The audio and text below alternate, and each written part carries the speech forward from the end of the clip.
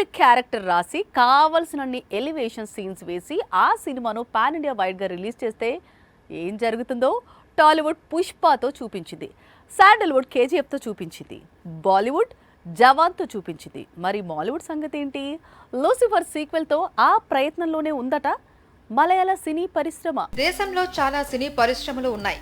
Tollywood, Kollywood, Bollywood, sandalwood, కానీ మాలీవుడ్ మాత్రం చాలా చిన్న పరిశ్రమ. కంటెంట్ పరంగా, టాలెంట్ పరంగా మాత్రం మిగతా ఇండస్ట్రీస్ కంటే చాలా పెద్ద పరిశ్రమ. టాలీవుడ్, శాండల్వుడ్, బాలీవుడ్ 1000 కోట్ల వసూళ్ల విషయంలో పోటీ పడుతున్నాయి. ఇంతకాలం తిరుగులేని కంటెంట్ తో పాన్ ఇండియాను షేక్ చేస్తూ వస్తున్న మాలీవుడ్ ఇక 1000 కోట్ల క్లబ్ లో చేరేందుకు తాము కూడా రెడీ అవుతున్నట్లు చెప్తోంది.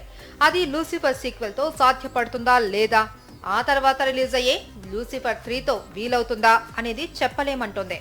2019లో మాలీవుడ్ లో రిలీజ్ అయిన లూసిఫర్ మొదటి భాగం సంచలన విజయం సాధించింది. సరాసరి 130 కోట్ల వసూళ్లను కొల్లగొట్టింది. మలయాళ సినీ పరిశ్రమలో అత్యధిక వసూళ్లను కొల్లగొట్టిన చిత్రాలలో ఒకటిగా నిలిచింది. ఇప్పుడు అలాంటి సినిమాకు సీక్వెల్, పైగా పాన్ ఇండియా టచ్. అందుకోసం సలార్ ఫ్రెండ్ పృథ్వీరాజ్ కుమార్ డైరెక్టర్ గా రంగంలోకి దిగాడు. మోహన్ లాల్ మూవీతో పాన్ ఇండియాను షేక్ చేసి మాలీవుడ్ ను నెక్స్ట్ లెవెల్ కు తీసుకెళ్తాను అంటున్నాడు.